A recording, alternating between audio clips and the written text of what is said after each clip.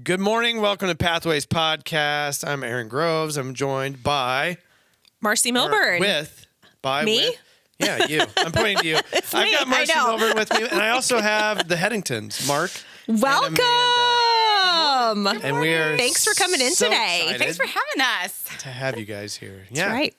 Yeah. So we're gonna just roll with this. I didn't give you guys any questions. You asked about questions beforehand, and I said it's You should have asked me. That was your mistake. It's either that I just don't give them or I'm just not prepared. One or the other. Marcy's always prepared for everything. No.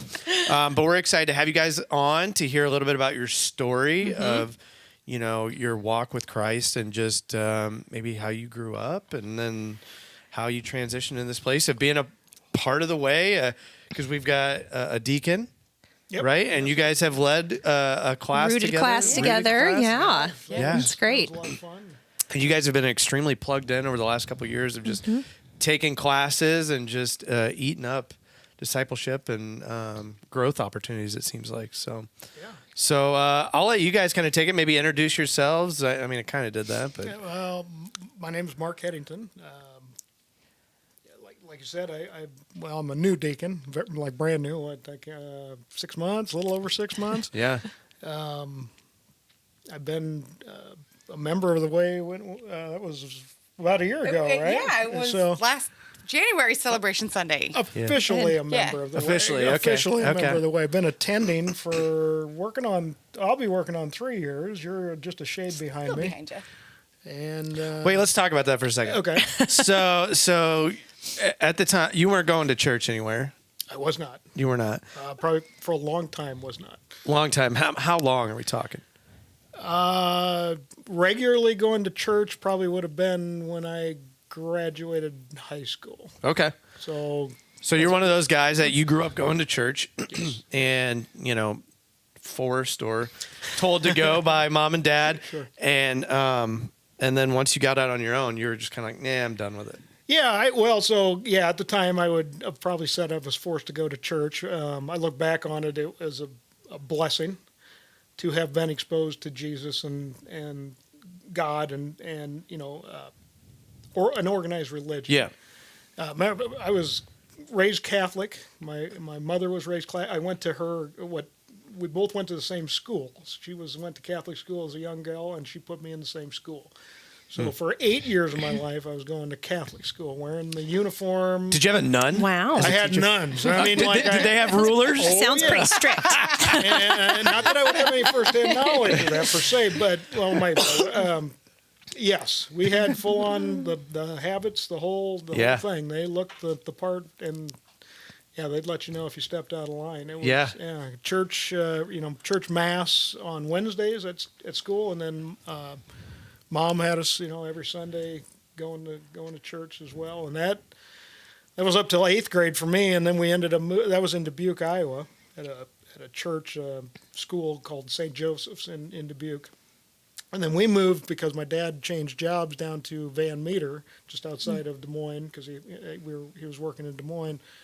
And I would have been starting or ending 8th grade, starting high school, and there really wasn't any Catholic school or Christian school close, so we just went. That was my first kind of bout with public schools. Way different from what I had been used to, but Right. At that point, but mom had us still. We're going to church on Sundays, and we went to some classes for like the teens there. It was out of Adel. Yeah. But So is it fair to say that through the school and going to church, you said you're thankful that you were told to go and do these things. Do you feel like seeds were planted during that time? Yeah, well, yeah, because I again, looking back at the time, I don't know that I certainly didn't take advantage of it. I don't think I had come to Christ at that point. Yeah. I was but there's certain things that were planted that, the rules, the Catholics look at it a little different, but, you do certain things and this is how you get, you're a good person. So I always kind of had this I'm being watched by God. So do what's right when nobody's looking type of thing, but because somebody's looking. The most important one's looking at me. Yeah. So that was kind of always there. Those kind of things that were maybe don't get reiterated in public school. I don't really know, I guess, but it was certainly was in the Catholic school and so. Gotcha. And and of course exposed to Jesus, his story. I refer to it as the coloring book version of the Bible. You knew the Noah's Ark and you knew the birth of Christ, and they kind of went over the death of Christ, but it was really they didn't really explain exactly what that meant. But as I got older and learned more about it, So you have this this upbringing. You get to high school. You wind up leaving the church and organized religion for 20 plus years. I don't want to give away your age. Let everybody know how old you are or anything. I'm fine. I'm 52. So. 52. Yeah. All right. So you walk away. So Amanda, let's hit you because you guys are married, and I went to your wedding actually. You did? Yeah, I did. Yeah. So. Growing up, did you grow up Catholic as well? I did grow up Catholic. I did not go to Catholic school, but and kind of the same with Mark. I wasn't forced, but kind of. You were told you were going. Yeah. And so. Did you ever say no? I'm not going. No, I did not. Okay. You're going. Yeah. But Sundays or Saturdays because. We had mass on Saturday nights too, and Wednesdays was catechism. But yeah, I never felt. I guess I didn't really pay attention. I just went. I went through the motions. Even more so as a young teenager. As a kid, I definitely didn't pay attention, but as a teenager, I just went through the motions. Never really listened to what the message was for the day.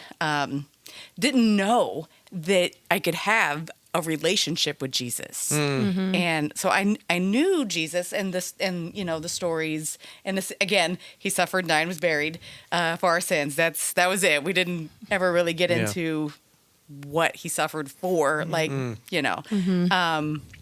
just going through the motions. Didn't know I could have a relationship with Jesus. Graduated, and after I moved out of my parents' house, I did not go back to church. Did not go back to church. So it was basically your first time of getting plugged back into a church shortly after Mark started going here? Yes. Yeah. So, but we did get married in the Catholic Church, and that's a story maybe on its own. My dad, very Catholic. Yeah.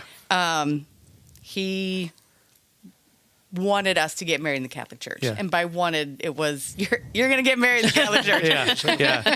Yeah. So hold on. Let's back up for a second. How'd you guys meet? Ooh. Because we were kind of talking about this a little bit before. This is fun. Because I believe I was there. You were there, sorta. Part of it.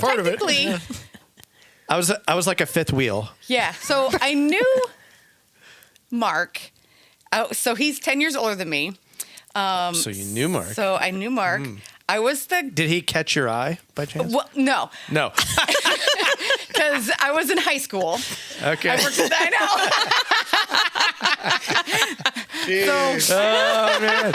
Hey man. This is a good Off limits, buddy. Off limits. So I was the girl at the grocery store, and you were I was married. you're the cop. So I mean, I was. So he was working in Colfax. Yes, he was as a Colfax police officer at the time. Actually, one time, quick story. Yeah. I am a junior or senior in high school. I can't remember. Yeah. Probably a junior.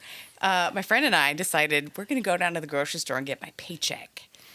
But we were told we can't leave during lunch hour. So we did it anyway. I know. I know. We did it anyway. And we're driving down to the store, and there's my dad's truck in the parking lot. So we're like, oh no, we can't go in and get my paychecks. We're gonna just go back to school. So she's driving like 60 miles an hour down a residential street on the way back to school. And somebody happened to be patrolling those streets and pulls us over in the parking lot at school. So like I knew him, and I was really embarrassed. So, and her car, the seatbelts did not work properly. So she had her seatbelt on. I had my seatbelt on. We tied him in the middle and did some because we wanted to be safe. Yes, because that would be safe. They're tied in a really good knot. Yeah. But then traffic stops. I had a hand cramp after. Yeah. So yeah, we're right at the front door of the school, and out comes the teacher who told us not to leave. She's getting her lunch. Yeah. So then I'm like sinking down, trying to have my face because We left. I'm super embarrassed, and my friend got a ticket, and Yeah. it was him. Yeah. Okay. Okay. So you know of him, and We then knew of each other. fast forward to you Fast being a forward felon. to I am. Hold on. It was. I'm It was. It was. Need a little more it was background on scenario. that It was a information there, scenario. Aaron. So at this point, I am going back to school. I'm getting a degree in criminal justice, and it's a Saturday. And I'm just kind of tired of hanging out with my roommates, having people over at our house all the time. I just wanted to just kind of get away and do something different. So I called the Colfax chief, the town I grew up in. Yeah. Didn't even think about, I can go ride in the metro. No, I called my little hometown and set up a ride along. Yeah. So I'm riding with the Colfax officer, and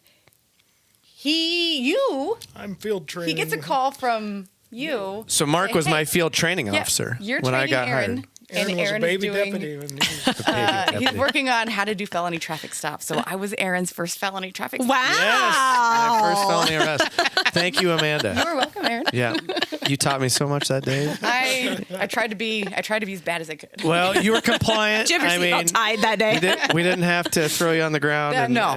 wrestle with you or anything. So that was no. probably the first time like I would have seen you as I was divorced now and single, and you were a young woman. I was an as adult. opposed to a I child. was an adult, a legal adult. Just to clarify.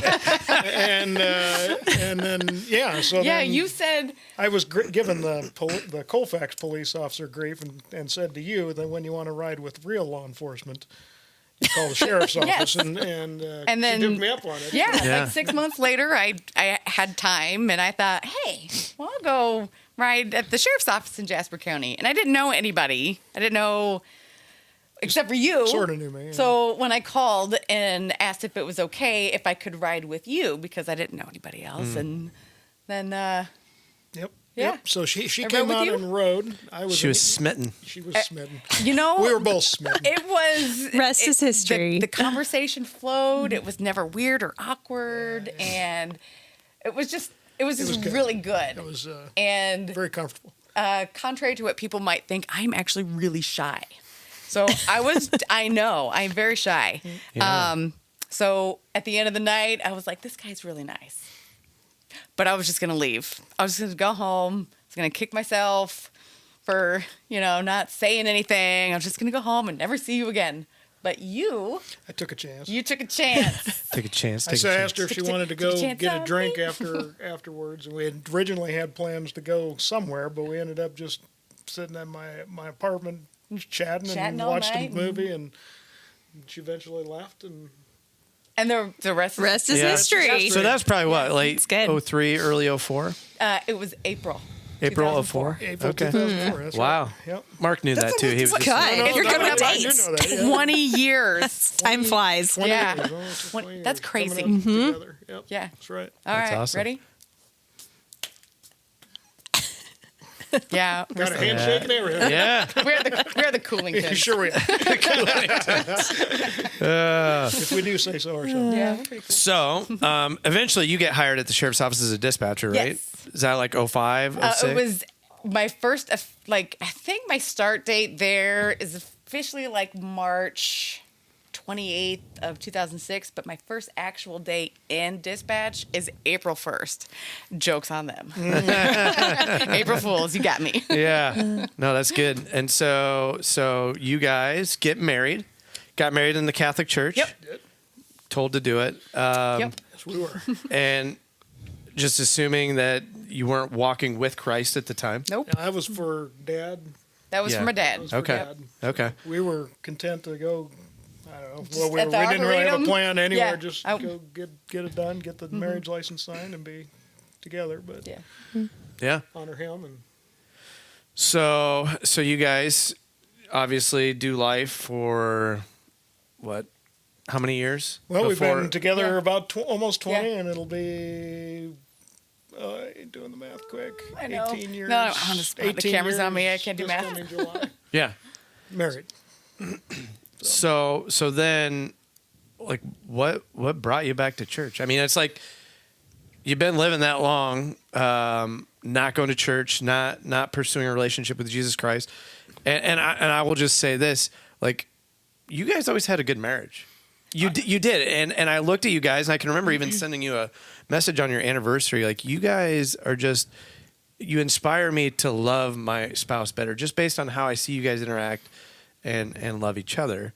And so, Thanks. yeah. Well, from my standpoint, I was blessed. It started with so, you. Yeah. So no. we get together. We get along great. Yeah. It's like best friends, Yeah. but more. And that's not to say we don't have disagreements and stuff. But it's generally we're on the same page. Yeah, Eventually we're friends. we'll be there. So that was never. I mean, the marriage is not there's never been a problem. I guess coming to Christ. You started down the path, and I was like, Yeah. So one of the things that we were talking about when I stopped going to church was shortly after coming back from community college, and my dad had apparently had some infidelity issues, and Mom and him were breaking up, and Mom was she was the driver of me going to church, and I guess from my childhood recollection or how I perceived things was, in the Catholic faith, is if you do certain things, everything's going to be fine. And what I couldn't understand, and this is all looking back, I couldn't have articulated this at the time, but looking back, I thought, this woman did everything right. She's been doing it right. Why is this happening to her? Yeah. And it really that was probably the biggest driver. And, of course, I was college and doing college stuff, so I wasn't going to church on Sunday. I wasn't following it anyway. But this one really kind of thought, well, this is bunk. And I'm a good person. Mm-hmm. And so I don't need to, I don't need this, and I'll just do this on my own. And, not realizing, of course, at the time that I'm a good person, or I'm doing because of Christ, because of things that I've been taught. So I just thought I'll do this on my own. That's kind of how I attacked it. For my adult life, most of my adult life, I guess. And I don't know, leading up, probably 2020 was probably the cap. But I mean, it was probably slowly. It was a year before that I had contacted my mother on a Christmas, and I said, "Hey, are you interested in midnight mass at a Catholic church near her house?" And because I was kind of feeling something, I need some. This is, it's just kind of feels like I'm floating out here, bobbing up and down with no real path. And I thought maybe I'll go. If it's Christmas, it's midnight mass. If ever there's a place to maybe, and I didn't feel it. And he asked me, "Oh no, I'm sorry, I got to work. It's too bad. I can't go with you. I'm sorry." So and you were heartbroken over that. I was darn. Work again. Right. So left church that particular night, and I felt nothing. I almost felt like the whole place was just kind of waiting to get through it, so they could, Santa Claus could come. And at that point, I really had no clue where to go from there. And of course, 2020 hits, and everybody had their own perspective on that. And of course, in law enforcement, for sure, with not only the COVID stuff, but all the rioting and all the stuff, the anti-police sentiment. Things that I guess what I was seeing was there's nothing that I had been accustomed to is staying. Everything's up in the air, but I was fortunate enough. Again, you're coming back into it, because one of the things that I CrossFit. I think that's not a secret to anybody, but we kind of taken you aside when we were doing some CrossFit stuff at the office. You were still at the sheriff's office, and we bullied you or forced you or whatever, made you drink the Kool-Aid. We got you. It's kind of like Amanda's dad. No, you're coming. Yeah. You're gonna go. Yeah. Which was, we had a lot of fun. We would do. Aaron would join us reluctantly, and then eventually, by the time we had stopped, you were actively seeking out, what are we doing for a workout? And it seemed like he enjoyed it. And then I didn't realize I was killing him down there because he was allergic to stuff. But Anyway, you ended up retiring, resigning, whatever that status is. I don't know what they call it. Medical retirement. Medical retirement. Thank you. Yeah. And we went back to CrossFit. Everything kind of hunky dunky. But I reached out to you and said, come join us. No, that's not the words you used. It was something about it's time to get off your retired butt and do something. Like I was just sitting at home sucking my thumb or like just eating tubs of ice cream every day. Like I don't know what you were envisioning. Yeah, I don't know. But it worked. That's great. It worked. I felt It was challenged. motivating.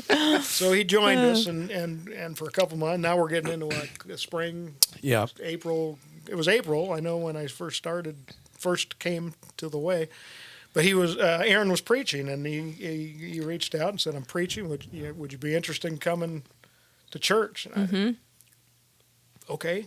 And of course, I found out she was working. So now Working again. Oh, sorry, I cannot go. yeah. I'm sorry. Well, and I didn't have that luxury because when he asked me, my first was to try to come up with some good excuse why I can't, but I couldn't. I'm like, I can't lie to this guy because I know he knows I'm not doing. Twisted his arm to go to ended CrossFit. up having something like you had a lunch with your daughter that was already planned. I did. And this is how I remember the story. Maybe it's different, but I invited you and you couldn't come. And then like the next week you reach out to me. Yes. And you're like, what do I wear? That's right. I'm like, wear whatever you want. Do I have to register? No, you don't have to. Do I have to do that? And you start asking all these questions. I'm like, dude, just show up. Yeah. Just show up. It'll be all right. That's right. That's right. And my thought process was, Mark owes me because he made me go to CrossFit to torture me every day. So like he kind of owes me. And he's not wrong. I mean, I got the better end of the deal. I didn't end up laying on the floor, trying to breathe after the service. Yeah. So Yeah.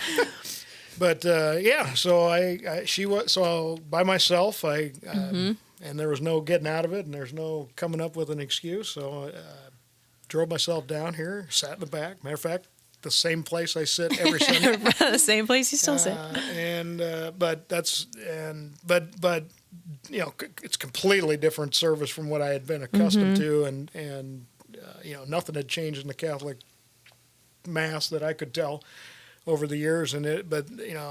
People are the worship at the beginning, people are into it, but probably the biggest thing, certainly the biggest thing, watching you, having known you over the years, and then this was the first time I'm actually seeing him, preach, and it spoke to me. I could tell that the Holy Spirit is moving through him, and I'm seeing Aaron in a whole different perspective than I had over the being a coworker and.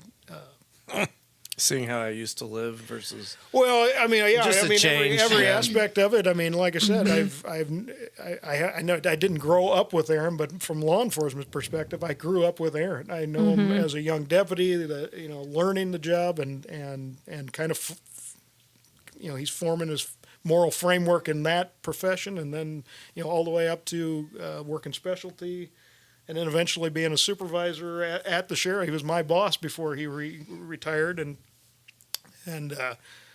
So now this was a whole different thing that I've seen him, and I left there. I don't want to say I was like, but I told Amanda, she was asking me immediately how to go, and I said, I think I'm going to go back next Sunday, and I.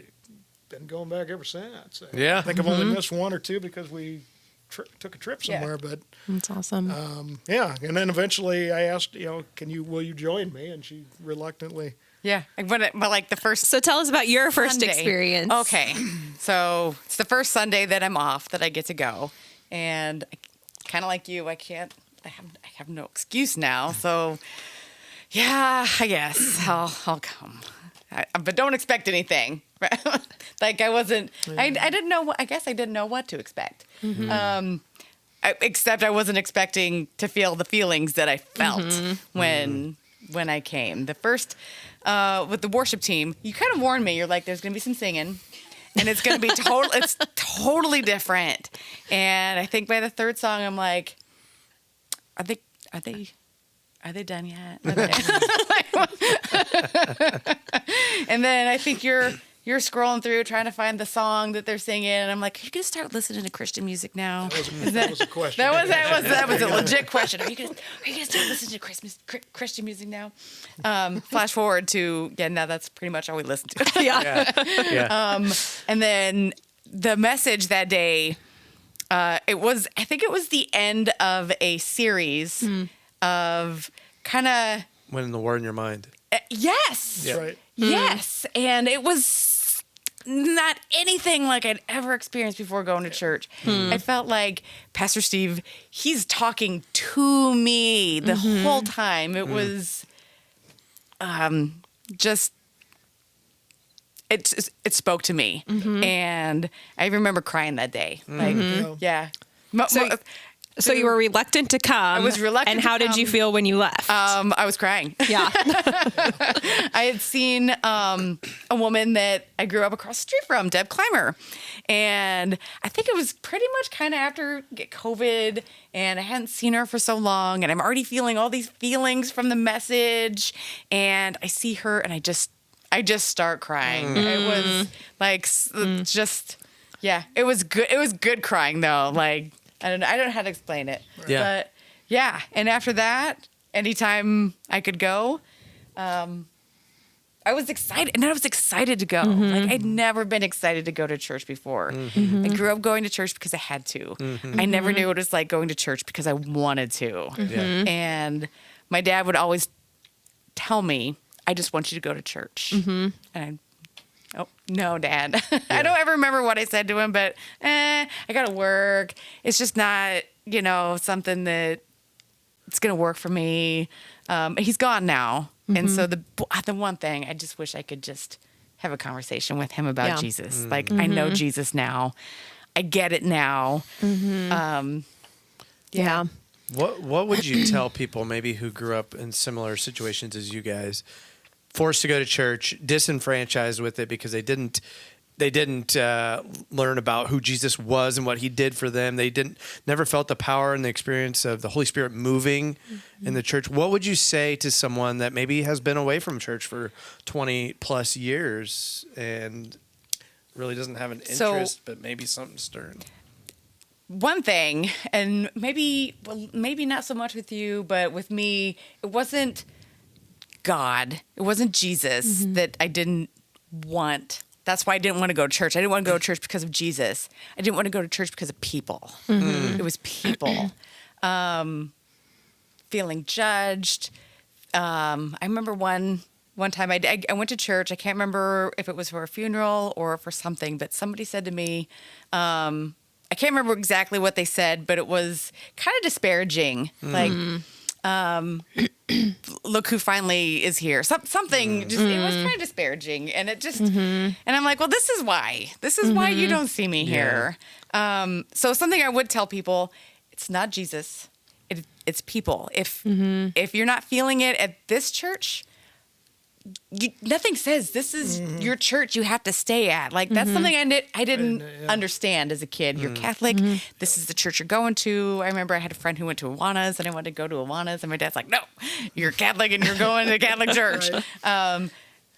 Shop around. Go to different churches. Listen to messages. Go in with an open heart. Say a little prayer to yourself first. Ask the Holy Spirit to be with you. To give you, ears to hear, eyes to see, and listen. And if it's not, if that's not for you, then go to a different one. Give it a go. Give it a go.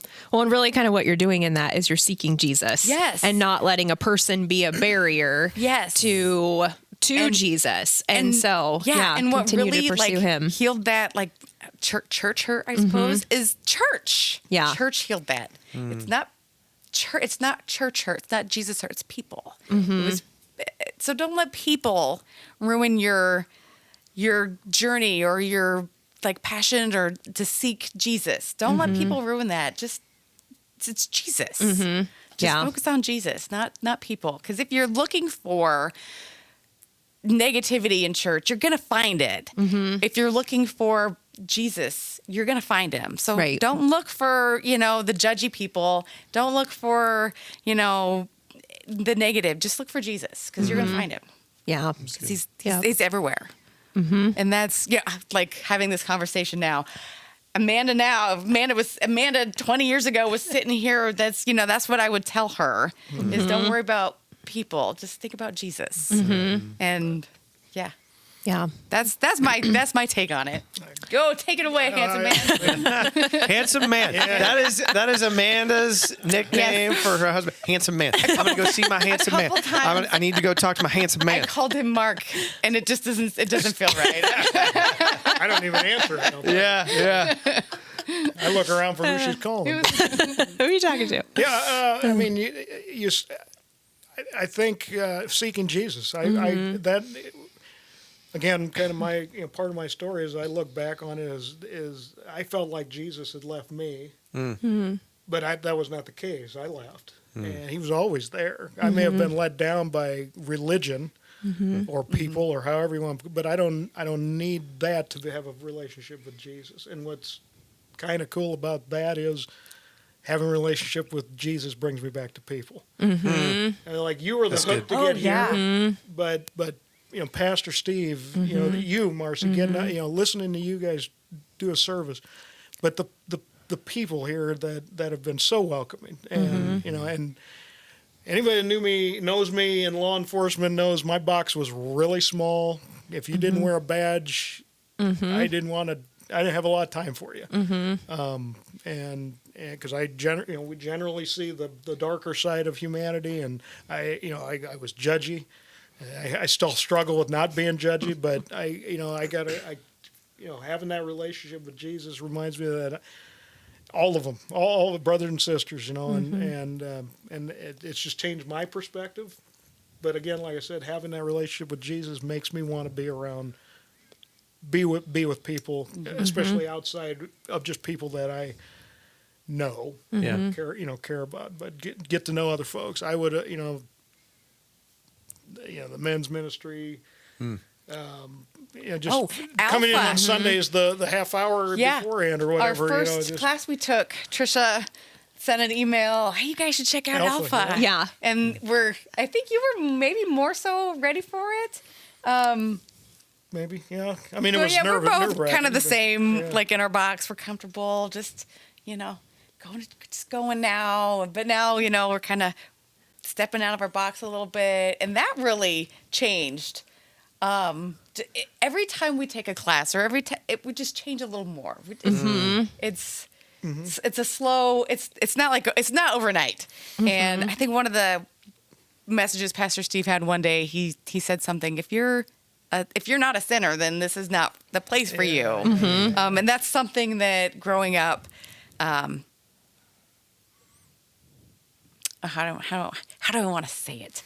I don't ever remember that being a message. If you are not a sinner, then you don't belong here. It was, well, the Catholic faith tells you to do certain things. Yes. And, from my perspective, maybe this was yours as well, that if I was falling down on these certain things or, not doing them, I'm looking at everyone else. They seem to be doing them, but I'm not doing them. So I guess I'm going to be out. Yes. That was never really discussed in church. Wasn't it? It's so different. But everybody here is like, yeah, I'm a sinner. I sin every day. And sometimes it is minute by minute where I just, I struggle. And everybody struggles. And that was something that I never thought of before. I always thought of people who went to church are, they're good and they don't sin and they're judgy and, they got it all together. And that is not the case. And that was something that opened my eyes to my own preconceived notion of Christians. I think you hit on something important, though, just a minute ago when you're talking about every class you take, every time you get plugged in somewhere, you change a little bit. Yes.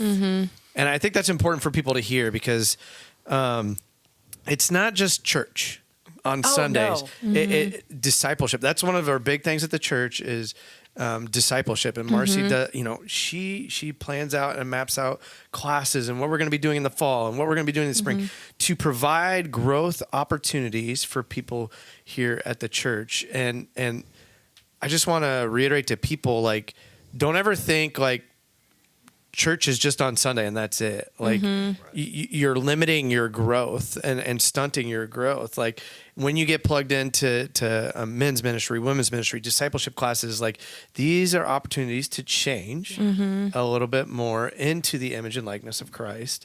And you're never done growing. So like, it doesn't matter if you're 70 or 20, like there is opportunity to grow, and we have opportunities here at the church to do that. So I think you hit a good point. And one thing that this was an alpha where I kind of struggled with a little bit, not feeling worthy. Like for years, I felt like a hypocrite.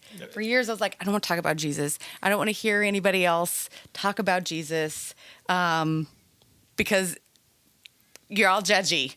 And so when I did start coming back to church and did start taking classes, I didn't feel worthy. I felt like a hypocrite. I felt shame for the thoughts that I used to have, and I think everybody might maybe have those. Yeah. But every time, every opportunity you get to take a class or be around other Christians, other believers, those feelings go away because you're not the only one, and those are not from God. That's what I was going to ask. Yeah. How did you get past that? How did you find healing from Ashley that? Smith, she told me one day, it was Alpha, and she said, I hope the devil doesn't keep you away. And I never thought about that before. I never thought, okay, but every time somebody wants me to do something, I say no. And why do I say no? Why do I not want to do this? Because he does not want us to be on our Jesus journey. And we kind of had this talk last night too. So I always think about what Ashley told me. Don't let the devil keep you away. And so we took your class, don't let the enemy sit at your table. And so that also helped too with these thoughts that you have where I'm not good enough to come to church. I used to do A, B, and C. So now people who used to see me do A, B, and C are seeing me do this now. And I feel like, the hypocrite and I shouldn't do this because I used to do this. And no, that's not from God. Right. Those are from Satan. And that's what he wants you to feel because he doesn't want you to be on a path that leads you to Jesus. So that's a realization that that was a real good class. It really was. That's good. Just the analogy of sitting at a table with Jesus, surrounded by sinners and surrounded by the enemy that is trying to distract you. But you got to stay focused. If you're having a conversation with a person at the table, you focus on that. When you're in anybody can feel that analogy. You're sitting in a restaurant, all kinds of stuff's going on, but you're having a conversation with, another person. You know everything's going on, but you're focused on this person, and then, to be trying to focus on Jesus. But there's a lot of distractions, and that was a good class. I mean, that's another perspective that just kind of helps come back when life is tumult and things are going on. And if you're having so we talk about it as doing reps because we're workout people. So we think of reps, repetitions. Where we take those little moments of frustration, but we switch them around to this is a blessing. To see hurdles as an opportunity to grow in our faith and our trust in Jesus and our love for him, as opposed to, well, okay, I thought everything was going to be different. I'm praying, but now I've got this hurdle here. So where's Jesus? Right. Well, he's with you all the time. He doesn't shove you into the valley and say, we'll see you later on the other side. He's with you all the time. And when you take our little struggles that we have and we turn them into blessings, then when we have that big struggle that, something that's going to rock our world, we've got our reps in. And But even the growth that comes good. in the reps, Yeah. right? Like you can sit around and do nothing, but you're going to lose. You're not even going to maintain at that point. But like doing the reps and going through those trials, those albeit small, like that's building strength and that's building you up. And it might be hard at the time, but just like working out, like in order to get strength and to build muscle, it has to be hard. Yeah. Like you have to be pushed a little bit. And one thing that I had this preconceived notion of is once you start on your path to Jesus, nothing bad will ever happen. That's silly. Because that's not true. Although either. a common misperception, right? Like a lot of people think that. It's just not true. What verse it is or what book it is in the Bible, but I think even Paul says, once you start on your path, it's going to be worse. Your troubles are going to be worse, and they're going to be more hard. And it gets easier and harder at the same time, right? Like it gets easier because now you have the Holy Spirit you can call upon who dwells inside us. You have prayer that you can pray to Jesus. You have his word, which is truth, and the sword of the Spirit, right? Which is a weapon. But at the same time, like it's hard because all of a sudden God starts pointing out our sin and he's like, guess what? I want you to work on this now. Yes. This is going to be hard. Or, you do have an enemy that sees like, oh, these people are making ground. Like it's time to push back against that. Yep. So the world is constantly trying to keep you in it. Yeah. And you can't, if you're focused on, the ultimate goal is getting to heaven, be with Jesus, you can't do it by yourself. Yeah. And so like all those things, you're right. It's simultaneously you're getting backup, but it's the battle's even more so than because it'd be real easy to just go, you know what, I'm going to do what I want. I'm going to, I feel like I want to do this today, so I'm going to do this, or have that moral window move depending on whatever situation you're faced with, instead of saying this is what's right. This is what Christ says. This is what's and following it regardless of what the world tells you. And that's where the Holy Spirit helps kind of prop you up, or come to Jesus, say you're not alone. Yep. Right. And it's not it doesn't start here and move up. It starts here and just kind of does this a little bit, and it's not straight. It's a bumpy There's peaks and road. valleys, Yes. right? Yeah. Right. Yep. So I want to ask one question, and I'll let Marcy ask any questions if she has anything to add or ask. What's been the biggest change that you've noticed? Like if you look at your life today versus 5 years ago, when you weren't walking with Christ, what's the biggest change you've noticed in your life? I don't know, that he has changed in your heart, or maybe brought to light, or. Do you want me to go? You want to go? You go first. We're thinking. Biggest thing would be appreciating people. I think that's a softer heart. Yeah. Yes. There was for sure over the course of my career, adult life, that I'll give a quick scenario. I was called to a suicide. A young man decided he was done, like a teenager. And this is a couple of years before coming to Christ. And I'm literally standing in a room where he just blew his brains out. And it didn't seem to impact me. I got a call from one of my bosses saying, how are you? And I'm like, yeah, I'm good. Yeah. It didn't. I'm watching the family deal with it. It became I got to take care of certain things. Yep. And I'm done. And it wasn't until maybe later, a day or two later, where it's still there. I know I'm carrying it with me, but then the realization that I don't care. Yeah. Like I don't have a feeling one way or another, and that is not a good place to be. Yeah. If I'm sad, that's one thing. At least I have feelings. If I'm I wouldn't be happy about it, but if I was feeling something, I wasn't feeling anything. I'm like, that's not right. Yeah, that would not be the case today, for sure. I can almost guarantee that. Thankfully, I haven't had to revisit it, but that was probably one of the bigger things. And it would have been a slow progression over time of where when you don't have that feeling one way or another for other people, you're judging them. and putting myself above them, that like I'm making myself an idol over these folks, that I'm better than them, that I'm not living the same life they are. Yep. And, and I'm just not having any love. And if I don't have any love for people, what? A lot of first responders actually deal with that, right? Because what makes them good on the job is you shut it down. You bring stability to a situation. You don't freak out.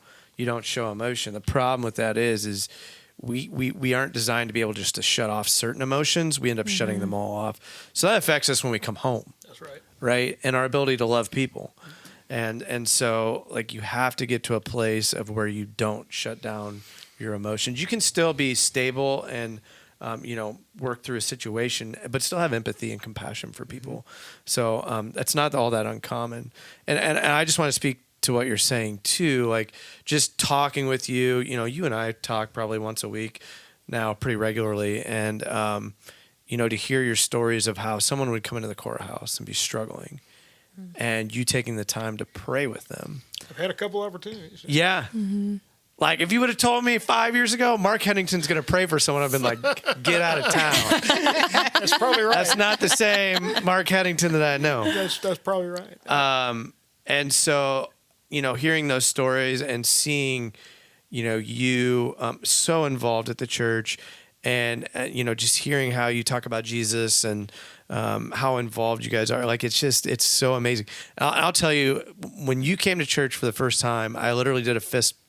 Like I threw my fist in the air when I walked out into the church parking lot, because I knew the Holy Spirit was stirring in your heart. And like, again, 5 years ago, Marc Headington would have never gone to church.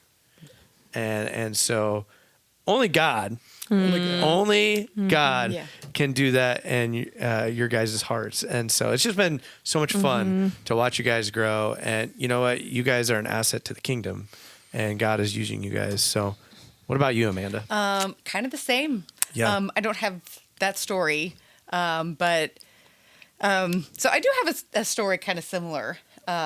We're home one day. I'm telling him about my day at work and how somebody died in another town, and we're trying to find a next of kin. So I'm part of helping another agency find this person's family. And in that, I went to social media and I'm looking, I find the guy who died. I found his Facebook page. So I'm scrolling and I'm looking, and I see that he had gotten clean from drugs, and he was doing really well, and he was really proud of even like his little apartment. He was so proud of his little apartment. And that just made me sad. And so I come home and we're talking about my day, and I tell you about this, and then we both start crying because this man had just, he'd gone from, probably the lowest that he's been to, he was having victories. Yes, having victories. And 5 years ago, I would not have probably not even told you about him. It just, here's my day. We don't know. I don't even know this person. I have no idea who this person is. But so that's one thing that Jesus has done for us is to see people as children of God and to care about people, not just, the people that we know or the people that, our family, but to see people as people and not just a call for service. That's the probably one of the biggest things. Talking about just having that stony heart where I can think of two people who you would know that when they are no longer with us, we were happy about that. And I don't even want to say that out loud because that's awful. I know. But now, like, these were people. Child of God. Yes. And somewhere along their life, they fell and they never got back up. And that's, seeing that is just sad. But now we see it in with a new set of eyes. Yeah. And a new heart. Right. Yeah. That would be one of the things I would tell, if somebody's out there, whether they go to church now or they don't know Christ at all, ever, if they were even contemplating or just needing something, is the hang up we talked about of being worried about what people think of you or that they're judging me and all this stuff. And people may, there's all kinds of folks out there. But I know from my standpoint is I'm like actively, I want you there too. I want you to make it too. And we all, that's, I guess the thing I had to come across to understand is that we're all struggling. That's the biggest, we're all struggling, whatever those struggles may be. Some are, a heck of a lot worse on this world than others. But we all fall down. We all have things that we're the world's always kind of trying to bring us back down, and we're all struggling with whatever that is. Yeah. And Jesus' hand is right there, though, to help us back up. That's right. And if somebody's judging another person because, well, at least I'm not doing that, no. You're struggling with something. There's none of us perfect. Yeah. And I'm waiting to meet him. I'm not like racing to get there, but I'm so excited to meet him. So, that would be the thing. Is just forget about all that stuff. Easier to say than to do. So. Oh yeah. Yeah. And I would say, Amanda, you've always been a bubbly person. You've always been an extremely kind and caring person, but even over the last couple of years, I've just seen that magnified. Like, God has changed your heart to care about people and to just have an even deeper love and joy. And so that's been exciting for me to watch and see, and even a passion to just, I don't know, care about others. And so it's been neat to see. One thing too, growing up and being an adult and hearing people say God first. I love God, then I love my family. I never understood that. How can you love something that you do not see? How can you love God more than you love your kids or your spouse or I never understood that, but I totally get it now. And that makes you love your spouse and your kids even more. Man, our marriage was good. It was always good. But man, when we have Jesus in the center of our marriage, and when it's just so much better. Yeah. It's just so much better with Jesus. Well, Scripture says God is love. Right. So if you want to love people with the same intensity that God loves us, you have to fill yourself with God to be able to pour that love out into others. Yeah. It's good. That's good. Yeah. Got anything, Very Marcy? good. I just want to say thank you for coming. Thanks for having us. I did not have the privilege of knowing you before you were at the Way, but I obviously know people who knew you. And so I know there were people praying for you guys too. And, and so it's awesome to see and to hear how God has been working in your life, but how you had seeds that were planted when you were younger. And then in God's timing, he put people in that path to invite you and started stirring in your hearts, and how you responded to that. And I just think that that's awesome. And then, you mentioned too, taking classes and everything, and then how that has been changing you over time, and just those small steps. And I think that's just so, the small steps are huge. But then even with the last Rooted class, and then you led a Rooted class, and, just all of those things that God's been doing in you. And like I said, I didn't know you before, but even just knowing you since you've been here at the Way, and just seeing the joy in you, and just how God's working, and it's just evident. And so I think that's just awesome. So so thank you. Thanks for coming in today. Thanks for having us. Yeah. Hopefully we didn't put everybody to sleep. Yeah, no, it was good. Do you guys have anything you want to add? I did not cuss. Yay me. I just want to say, we were walking into the building and Amanda's like, I so hope, I don't say anything I shouldn't, or say a swear word. That's all right. Hey, we're all sinners. We're all sinners. I don't need a memorial. Hey, no judgment here. But no, we thank you guys for being here. We thank you guys for being plugged in at the church. We thank you for just, serving in so many different capacities, and sharing your story a little bit today. And so God's timing. It's good. That's right. Yep. Is there anything else you guys want to add before we sign off? Got anything? I got nothing. Well, thanks for, I'll say thanks for 21 years ago not shoving me out of a moving squad car as the, like, I probably was not that great of a person to train because I was probably a little arrogant. I was young and full of pride. And so, and, you know, the reason that I was able to become the deputy that I was in part because of, you know, how you trained me and led me and helped mold me as a trainer at the sheriff's office into. That's nice to deputy hear. role. I can tell you That's there were a awesome. handful over the years that are real easy. Yeah. I just know this guy's going to do well. Yeah. And you're one of them. Okay. And I've had worse. You